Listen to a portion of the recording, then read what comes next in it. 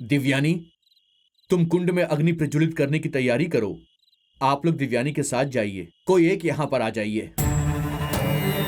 सातों कलश के जल को हम एक कलश में डालेंगे और फिर अभिषेक शुरू कर देंगे। ठीक है पंडित जी।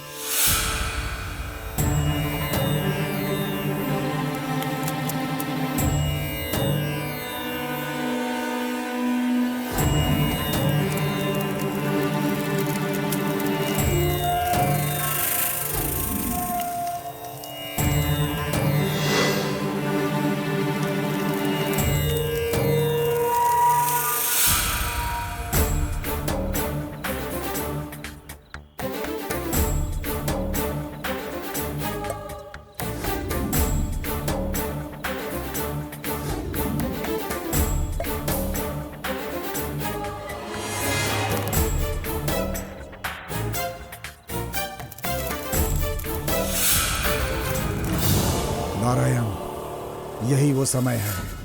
तुम्हें चुपचाप वहां पर जाकर उस सातवें कलश को चुपचाप इस कलश के साथ बदल देना होगा। गुरुजी, मुझे एक संदेह है। क्या? इस कलश को लेकर के अगर मैंने वहां रख दिया, अगर उन्होंने इसका इस्तेमाल नहीं किया तो गुरुजी? ये हो ही नहीं सकता है, क्योंकि 7 कलश से अभिषेक होगा, तभी जाकर के वो पूजा संपन्न हो पाएगी।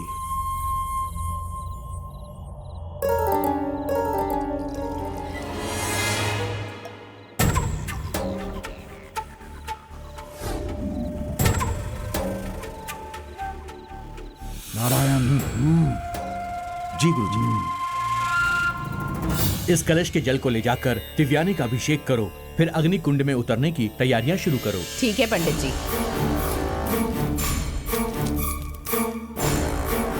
मैं जाकर अग्नि कुंड पूजा की तैयारी शुरू करता हूँ।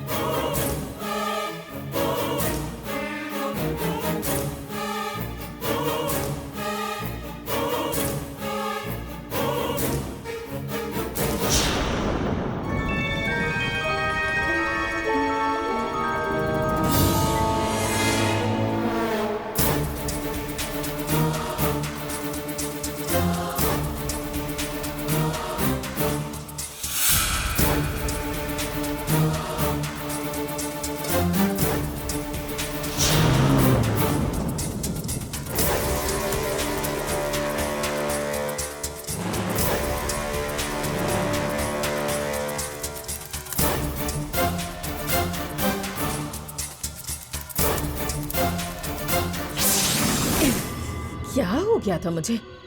क्या कर रही हो? जल्दी आओ। आ रही हूँ।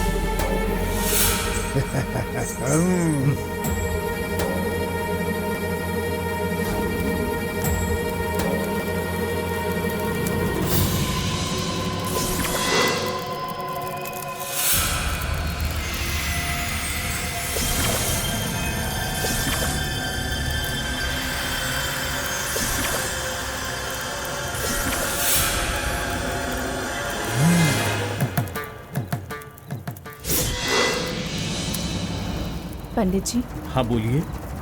मेरे ऊपर माता जी का हल्दी का पानी छिड़किए। पर किस लिए? मैं कह रही हूँ ना, छिड़किए। ठीक है, मैं भी लेकर आता हूँ।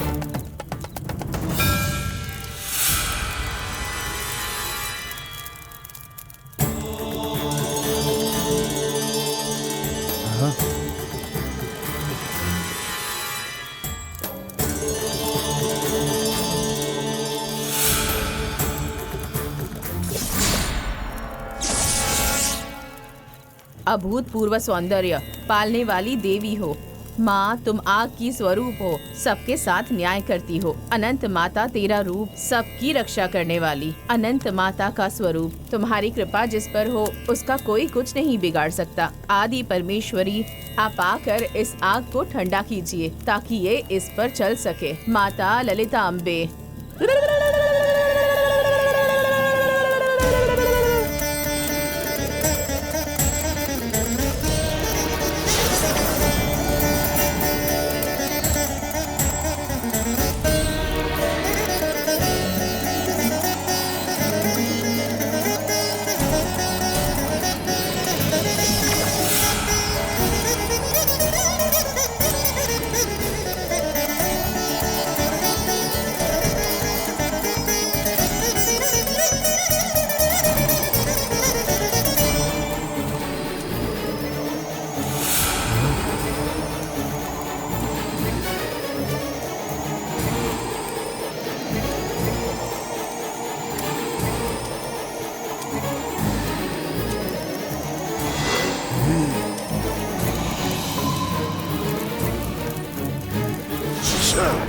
बेटी, तुम्हें कुछ हुआ तो नहीं?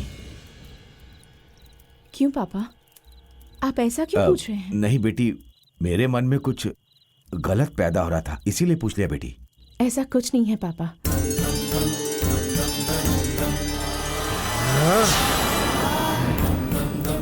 इस पृथ्वी पे जिसने भी साफ मन से पूजा की है उसे माता का आशीर्वाद जरूर प्राप्त होता है। दिव्यानी इस बात की साक्षी है। हे माता ललिता अंबिके।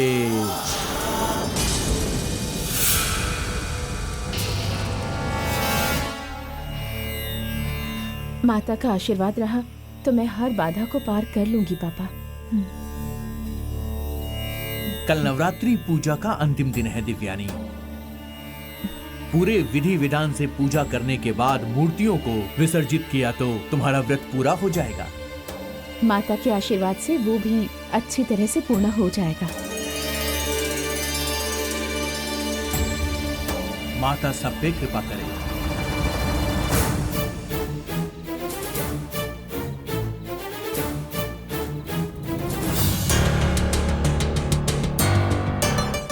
दिव्यानी देवी स्वरूप है। उसने अगर मन से व्रत रख के ये नवरात्रि की पूजा नहीं की होती तो तुम पर और गांव की बाकी लड़कियों पर जो माता आई थी वो उतर नहीं पाती। टीले वाली मंदिर के बगल में दिव्यानी का मंदिर भी बनवाओगी लगता है, हाँ? नंबोदरी ने गंगा माँ को बांध दिया था, इसीलिए गांव की सारी कुंवारी लड़कियों को माता आई थी। इस बात को मैं नहीं मानता। इधर तुम कह रही हो कि वो आकर के उसने व्रत रखा इसीलिए सब कुछ ठीक हो गया है। ये तुम क्या कह रही हो दमयंती? आपको भरोसा नहीं करना है मत कीजिए। आपको जैसे नंबोदरी के ऊपर विश्वास है उसी तरह हमें दिव्यानी और उसकी पूजा पर पूरा विश्वास है। अरे पागल। नवरात्रि पूजा अच्छे से हो जाएगी तो सप्त माताओं की मूर्तियों को ढूंढने जाने के लिए उसे अनुमति मिल जाएगी। दिव्यानी अगर उसमें कामयाब हो गई तो गांव की किस्मत ही बदल जाएगी। दिव्यानी पूजा ठीक से समाप्त कर पाएगी तब ना। 8 दिन की पूजा में तो वो सफल हो चुकी है। लेकिन वो 90 दिन की पूजा नंबोदरी पूरा नहीं होने देगा। डर के मारे कोई भी जंगल में नहीं जाएगा। गंगा माँ को बांधने वाला वो नंबोदरी, उसके सामने वो दिव्यानी है ही क्या। 8 दिनों की पूजा में उसने कोई भी वादा नहीं डाला, लेकिन 90 दिन की पूजा को रोकने में वो कोई ना कोई योजना बना रहा होगा। इसका मतलब ललिता अंबे का मंदिर हमारी जमींदारी की संपत्ति है। वहां पर जो भी कार्यक्रम होता है उस पर हमारा हक है। दिव्यानी के हाथों से सप्त कन्याओं की मूर्तियों की प्रतिष्ठा अगर हो गई तो हमारे परिवार का मान सम्मान उसका क्या होगा। हमारा खास आदमी बनकर नंबोदरी को उन सप्त कन्याओं की मूर्ति को ढूंढकर लाना ही होगा। हमारी जमींदारी के खानदान का वारिस कृष्णा को ही प्रतिष्ठित करना होगा, और तभी इस जमींदारी का मान सम्मान रुतबा और ज्यादा बढ़ेगा। और यही हमारी दादी की भी इच्छा है, समझी ना? हाँ।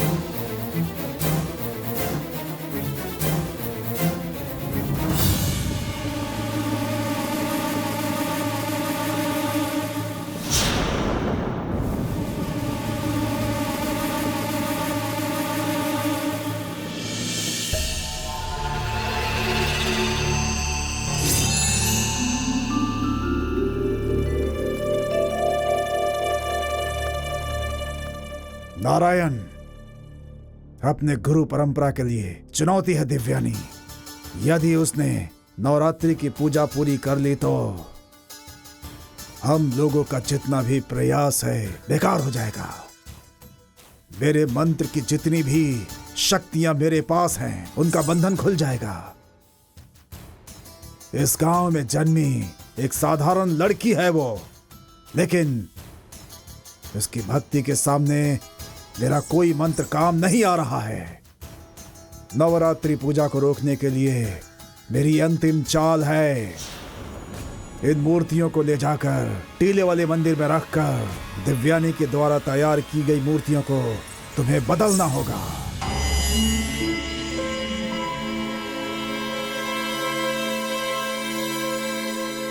गुरुजी, इन मूर्तियों को बदल कर लेकर आया तो क्या होगा गुरुजी?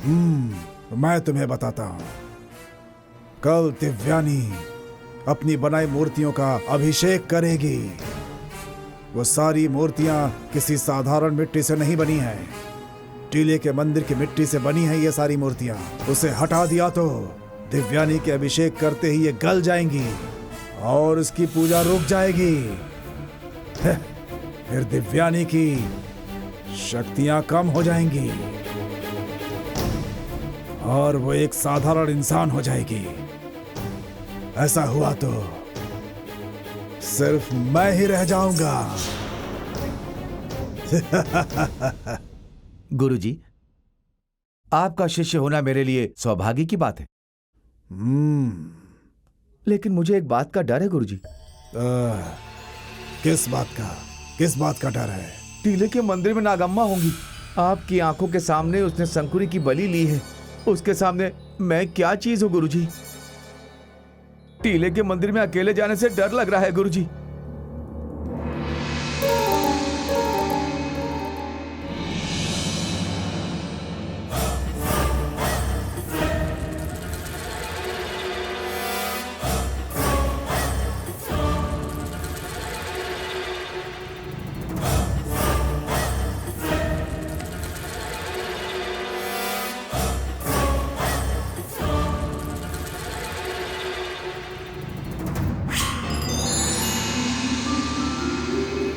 नारायण, हाथ आगे करो।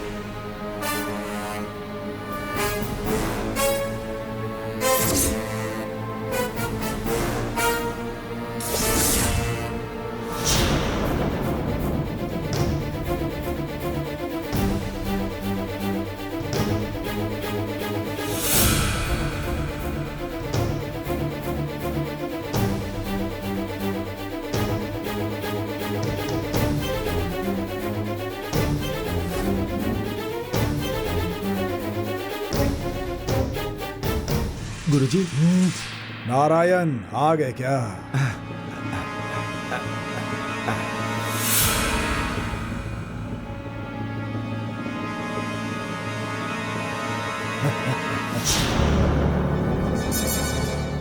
नारायण, साबित कर दिया मेरे शिष्य। वो दिव्यानी बाधाओं को पार करके इन कन्याओं की मूर्तियों को व्रत रखकर बहुत कष्ट से बनाया है इन्हें। टीले की बनी मूर्तियों को अभिषेक किया तो उसकी पूजा पूर्ण हो जाती। अब ऐसा नहीं होगा। तुम इसे ले जाकर कुएं में फेंक दो। ठीक है गुरुजी। दिव्यानी की पूजा की वजह से जो हुआ वो भगवान की शक्ति वो अब कुएं में गल जाएगी। ले जाओ इसे।